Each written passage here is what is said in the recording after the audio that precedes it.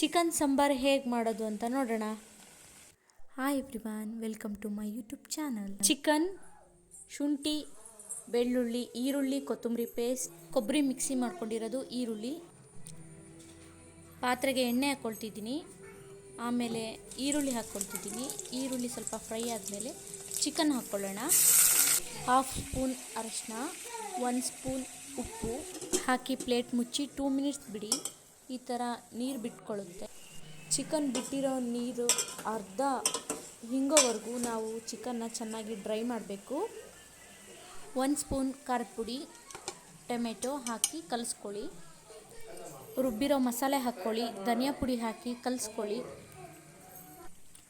ನಂತರ ಕೊಬ್ಬರಿ ರಸ ಹಾಕ್ಕೊಳ್ಳಿ. ಮಿಕ್ಸ್ ಮಾಡಿ ಬೇಯಿಸಿ.